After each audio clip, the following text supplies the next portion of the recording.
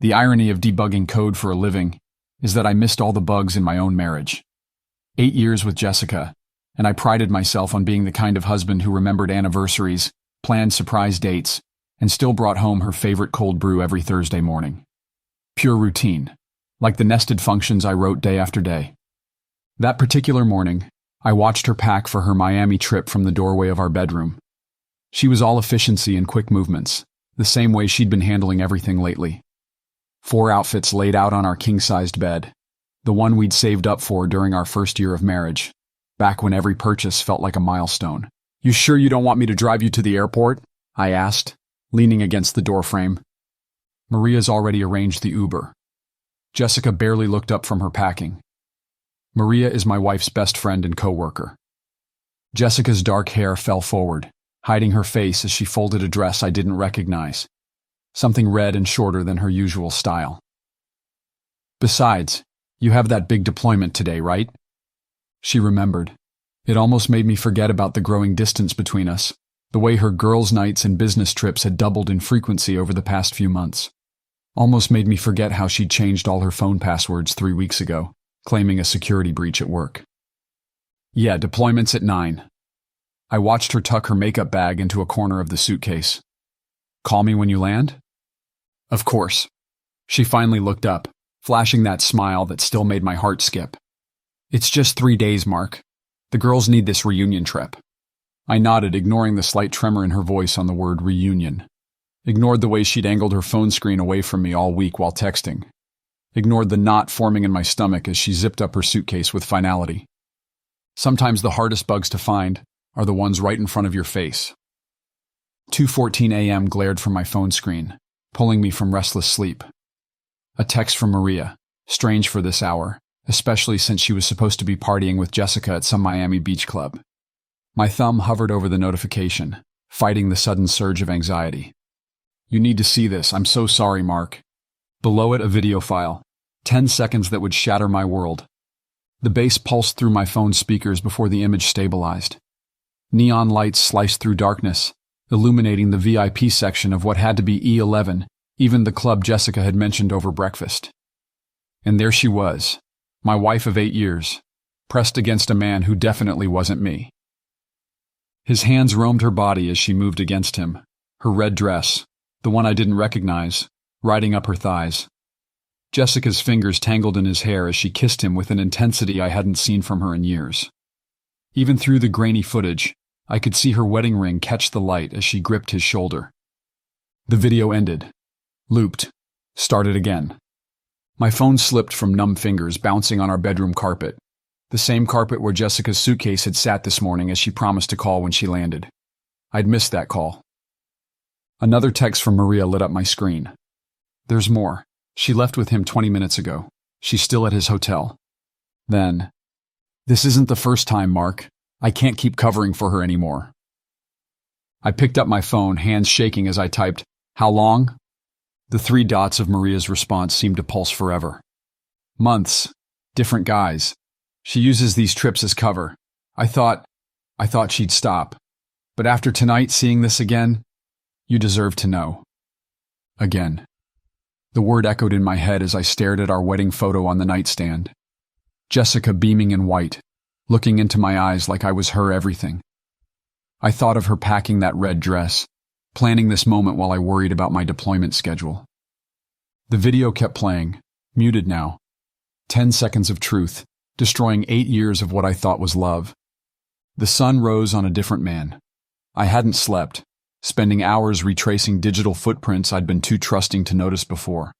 Jessica's hidden Instagram account, discovered through a careless tag from one of her girls' trip friends, told its own story.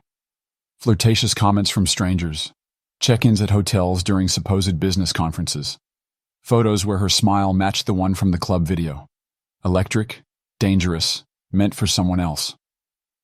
My laptop screen flickered as I pulled up our joint credit card statements. The truth had been hiding in plain sight, coded in innocent-looking transactions. Hilton downtown Chicago, $342. During her marketing summit in March. Ritz-Carlton bar, $156. That sales meeting in Boston. Luxury transportation, $89. A girls' night that Maria apparently never attended. My phone buzzed. Maria again, probably awake with her own guilt. She'd been messaging steadily since the video, each text another piece of the puzzle I hadn't wanted to solve. "Check your email," she wrote. "I'm sending you something."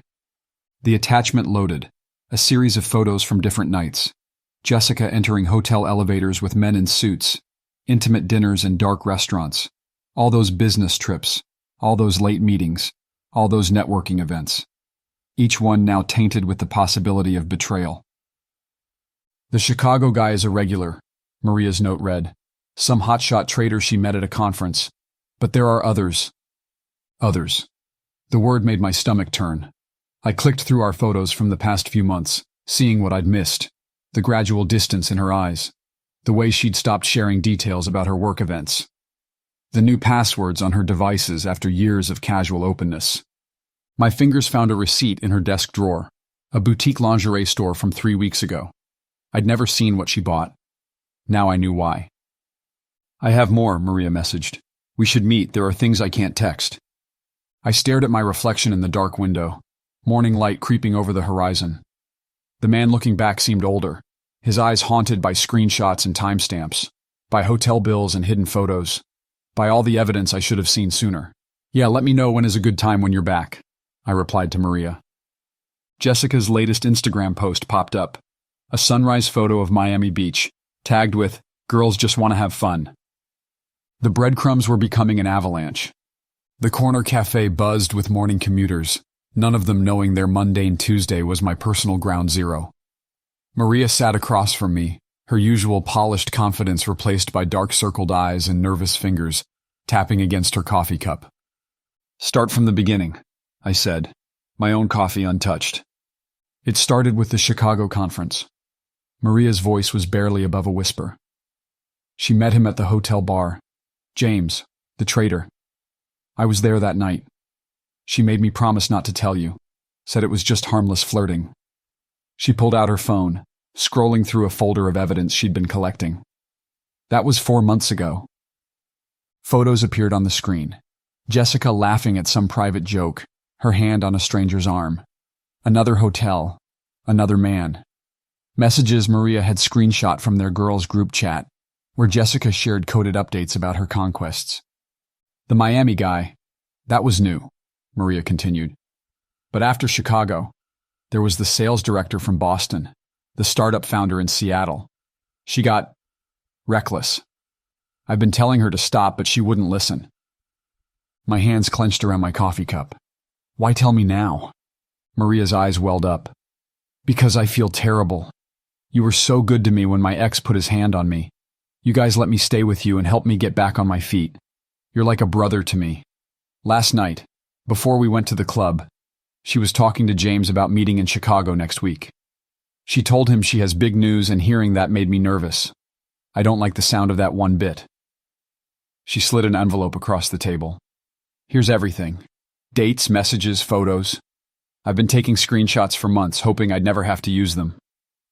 I thought about Jessica's business trip calendar alert I'd seen on our shared iPad. 3 days in Chicago, starting Monday. "There's more," Maria said, her voice cracking. "She's been talking about having kids soon, with you, while all this..." She gestured at the envelope. "I couldn't let her do that to you." The cafe's ambient chatter faded to white noise as I processed the implications. Not just the affairs, but the calculated deception. The future she'd been planning with me while building a separate life in hotel rooms across the country. "What are you going to do?" Maria asked. I pulled out my phone, opened my banking app. "First, I'm calling my lawyer. Then I'm going to let Jessica take her Chicago trip." A grim smile crossed my face. But this time, I'll be the one with a surprise. Sometimes code runs silently in the background, unnoticed until it's too late to stop it from unleashing all kinds of hell. Damn, this story is crazy. Leave a comment below with what you think they should do in this situation, and remember to hit the like button. It really helps boost the channel in the YouTube algorithm, so more people find us and we can keep bringing you great content. Okay, let's get back to it. The Chicago trip notification lit up my phone screen. Last-minute product launch emergency. Jessica's text read, filled with apologetic emojis. "I'll make it up to you," it read. I watched the typing bubbles appear and disappear as she crafted her lie, remembering the hotel confirmation Maria had shown me. Booked 3 weeks ago under James's corporate account. The Langham, Michigan Avenue, corner suite. "No problem," I typed back. "Focus on the launch." My laptop hummed as I executed my own launch sequence. First, the consultation with Karen, my lawyer, who'd helped me document everything. The hotel receipts, the video, the burner phone I'd found hidden in Jessica's gym bag, filled with messages to James and others. All the evidence Maria had collected, forming a digital paper trail of betrayal. "The Chicago trip works in our favor," Karen had said. "It establishes a clear pattern of behavior." Next came the finances. I'd spent the week quietly moving assets, protecting what I could legally shield. Our joint accounts told their own story: unexplained withdrawals, luxury purchases at stores I'd never heard of. Each transaction now carefully logged and dated. I thought of the club video, of Jessica in that dress with the stranger in Miami. Now it would see another performance in Chicago, another man's hands, another betrayal. "Everything's ready," I texted back. The private investigator had been hired, their services secured for the entire duration of Jessica's business trip. Every movement would be documented, every rendezvous photographed. Not that I needed more evidence. I had enough to bury her already. But something in me needed to see the whole truth, to witness the full extent of her double life. I opened our wedding album, found the photo of us cutting the cake. Jessica's face turned toward mine, laughing at some forgotten joke. 8 years of memories, and I couldn't tell which ones were real anymore. The final piece of my counter-strategy fell into place as I confirmed the dinner reservation for her return. Le Bernardin, her favorite restaurant, the place where I would end our marriage with the same precision she'd used to destroy it. "I love you," her next text read. "Don't work too hard while I'm gone." I stared at those 3 words, remembered how easily they used to flow between us. Now they were just another line. "Safe travels," I replied, then turned back to my laptop. Revenge was elegant in its simplicity. Input her lies, output the truth. Execute the program. Watch it all crash down. Finally alone in our house, I let myself break. Really break. The kind of breakdown I couldn't allow myself during the calculated moves of the past week. My fist connected with the living room wall, once, twice before I caught myself, staring at the dent next to our framed wedding vows. To love and cherish, forsaking all others. I ripped the frame down, glass shattering across the hardwood floor. 8 years of memories crashed around me as I moved through the house like a storm. The envelope from Maria spilled across my desk, photos and screenshots scattering like leaves of betrayal. Jessica at the Chicago Hilton, her hand in James's back pocket. Jessica in Seattle, kissing the startup founder in a dimly lit restaurant. Jessica in Miami, the red dress, the stranger's hands, the casual disposal of our vows.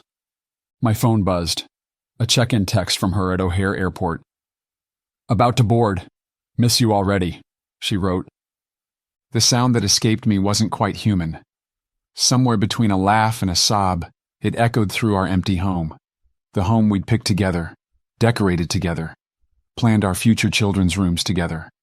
All while she was planning rendezvous in luxury hotels. I found myself in our walk-in closet, surrounded by her clothes. Designer dresses I'd been proud to buy her, now tainted with questions about which affair they'd witnessed. The lingerie receipt fell from my trembling hands. $300 of lace and lies. "God damn it, Jessica," I whispered, sinking to the floor. "Why?" But as I sat there, surrounded by the artifacts of our marriage, something shifted. The raw pain crystallized into something harder, colder, more focused. I picked up my phone, opened my banking app, and stared at our joint accounts. She thought she was so careful, so clever. But her digital footprints were everywhere. Every hotel bar charge, every late-night Uber, every secret purchase, they all led back to this moment. I stood up, glass crunching under my feet as I walked to my office. My hands were steady now as I opened my laptop, pulled up the divorce papers Karen had prepared. The private investigator's number was already programmed into my phone. Every piece was in place. Jessica wanted to play games? Fine. But she'd forgotten what I did for a living. I wrote code that found hidden flaws, exposed vulnerabilities, brought entire systems crashing down. It was time to execute the final program. When she finally returned from her trip, I made her dinner and told her we'd watch a movie while we ate. We sat with our wine glasses, sipping slowly. Then I turned on the TV, which was streaming the video files on my laptop. I watched Jessica's face transform in slow motion as the video played on our dining room wall, her expression shifting from confusion to horror to desperate panic. The same red dress she'd worn in Miami hung in her closet upstairs, freshly dry cleaned after her Chicago business trip. Mark, I can explain. Her wine glass trembled, burgundy liquid sloshing dangerously close to the white tablecloth. Can you explain James from Chicago? I kept my voice steady, clinical. Or maybe the startup founder from Seattle? The stranger from E11 even? Each name landed like a body blow. You had quite a busy travel schedule, honey. The color drained from her face. How did you? Maria's been documenting everything. I placed my phone on the table, screens of evidence cycling through like a macabre slideshow. She couldn't watch you destroy me anymore. Maria? Jessica's voice cracked. My best friend. Sent me the video from Miami. Told me about your plan to meet James again in Chicago. I leaned forward, studying her face. Did you really think I wouldn't find out? She reached for me across the table, mascara already tracking down her cheeks. Please, Mark. It didn't mean anything. 8 years. I pulled my hand back. 8 years while you played me for a fool, planning our future, talking about having kids. My voice finally broke. Were you ever going to tell me? Or just keep collecting men in different area codes? I love you, she whispered. We can fix this. I stood up, walking to the small table by the window, picked up the manila envelope I'd placed there earlier. The house is mine. It's in my name. The joint accounts have been frozen. I dropped the envelope in front of her. Karen, my lawyer, will be in touch about the rest. Jessica's hands shook as she opened the envelope, divorce papers spilling out. Her eyes caught on the photos paperclipped to the back, surveillance shots from Chicago, her and James entering the Langham together. You had me followed? You had me fooled. She crumpled in on herself, reality finally hitting home. No more carefully managed lies, no more secret hotel rooms, no more double life. What am I supposed to do now? Her voice was small, broken. I walked to the door, turned back one last time. I'm sure one of your boyfriends has a spare room, though they might be surprised to learn about each other. The door closed behind me, her sobs fading as I walked to my car. In my pocket, my phone buzzed with a message from Maria. Is it done? Yeah, it's done, I texted back. The aftermath hit in waves. Jessica's carefully curated social media presence imploded first. The video from E11 even somehow leaked, though I hadn't been the one to share it. Probably another scorned party in her web of deception. Her Instagram followers watched in real time as her perfect life narrative unraveled. She's trying to spin it, Maria told me over coffee, 3 days after the confrontation, telling people you were distant, unavailable, that she was lonely. I scrolled through the damage on my phone, friends choosing sides in the comments, family members expressing shock and disappointment. Jessica's sister had called me, crying, asking if the rumors about multiple affairs were true. All of them, I'd confirmed, and probably more we don't know about. The professional fallout came next. Turned out those business trips hadn't all been sanctioned by her company. Someone, not me, had sent the hotel receipts to her HR department. An internal investigation revealed expense account abuse, unauthorized travel, meetings that never existed. Jessica's texts oscillated between desperate pleas and cold anger. Please talk to me. We can work through this. You had no right to destroy my life like this. I'll tell everyone you were abusive, controlling. I miss you, I made a mistake, I'll do anything. Pathetic. James from Chicago vanished first, his corporate LinkedIn profile quietly updated to remove any connection to Jessica or her company. The Seattle startup founder sent me an awkward email, claiming he hadn't known she was married. The Miami stranger remained anonymous, just another face in a viral video that was rapidly becoming Jessica's legacy. She showed up at my apartment last night, Maria confessed, stirring her coffee. Screaming about betrayal and loyalty, said I ruined her life. She looked up at me, eyes tired but resolute. I told her she did that herself. My phone buzzed again. Karen, my lawyer, confirming that Jessica had been served with an updated set of divorce papers. The evidence was insurmountable. Even her own lawyer had advised her to settle quickly, quietly. She's staying with her sister, Maria added. Most of her friends have blocked her. The ones who knew, they feel guilty now. The ones who didn't, they're disgusted. I nodded, feeling nothing but a hollow exhaustion. The anger had burned out, leaving only ashes and grief. What about you? Maria asked softly. How are you holding up? I stared into my coffee. I'll survive, I finally said. The conference room at Karen's law office felt too small for the weight of the moment. Jessica sat across the table, her designer outfit and perfect makeup a stark contrast to her red-rimmed eyes. Her lawyer shuffled papers nervously, avoiding eye contact. Before we finalize everything, Jessica said, her voice barely above a whisper, I need to say something. Karen started to object, but I raised my hand. Let her speak. I know. Jessica's composure cracked slightly. I know you won't believe me, but James was a mistake. They all were. I got caught up in the excitement, the attention. But what we had was real, Mark. We can still... Stop. I pulled out my phone, placed it on the table. Last week you texted me that you loved me, said you missed me. I swiped through the messages. The same night, you sent similar texts to the startup founder in Seattle, trying to get him back.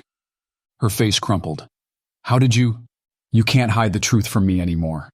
Every message, every plan, every lie. I know it all now. The color drained from her face. Mrs. Davidson, her lawyer said quietly, I strongly advise you to sign the papers as they stand. Jessica's hands trembled as she picked up the pen. 8 years of marriage reduced to a series of signatures and initials. Standard dissolution. Clean break. No alimony, given the circumstances. What am I supposed to do now? She asked as she signed the last page, echoing her question from that night in our dining room. I stood buttoning my suit jacket. You're supposed to live with your choices, Jessica. Just like I have to live with my mistake of ever trusting you. Mark, please. The house goes on the market next week. Your sister can coordinate with Karen about picking up your remaining things. I walked to the door, then paused, turned back one last time. I hope it was worth it. The excitement, the attention, the thrill of all those secret hotel rooms. I met her eyes. Because the cost? It wasn't just our marriage. It was every friend you lost, every lie you'll have to remember, every future relationship poisoned by your past. You didn't just betray me. You ruined your entire life. The door clicked shut behind me. 1 year, 12 months of rebuilding my life without Jessica. I stood in front of my new condo's floor-to-ceiling windows, watching the city lights flicker. The promotion to chief software architect had come 3 months after the divorce. Turns out channeling all your pain into work can fast-track a career. My team now joked about my uncanny ability to spot hidden flaws in any system, if they only knew. My phone buzzed. Maria, sending me a link to Jessica's LinkedIn profile. She'd finally landed a job after 6 months of unemployment, several rungs down from her former position.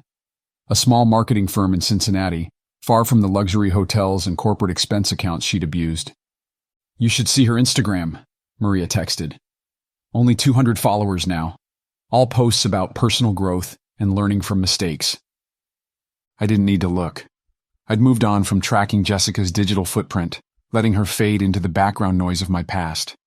The last I'd heard, James from Chicago had gotten engaged to someone else. The startup founder had moved to Silicon Valley. The Miami stranger remained just that, a stranger in a viral video that had finally stopped circulating. My own life had improved a lot. Weekly dinners with Maria and her new fiancé had become a stable routine. The dating app on my phone had a few promising matches. Women who knew my story and appreciated my honesty. The therapy sessions had helped tremendously with my confidence, which took a huge blow. My doorbell rang, right on time. I grabbed my keys and jacket, heading down to meet my date. Simone was different from my ex-wife. Straightforward, genuine, a pediatric nurse who seemed to really enjoy my company and boring stories about building software. 2 months of coffee dates and movie nights. taking things slow, building something real. As I stepped into the lobby, I caught my reflection in the marble walls. I looked younger somehow, lighter. The shadow of Jessica's betrayal had lifted, leaving behind a stronger, more resilient version of myself. Simone smiled as I walked out to meet her, her hand fitting naturally into mine. Ready for dinner? I looked up at the night sky, at the infinite possibilities stretching out before us. Ready, I said, and meant it in every possible way. And as usual, that was a lot. Make sure you subscribe and turn on the notification bell so you never miss a story. See you in the next one.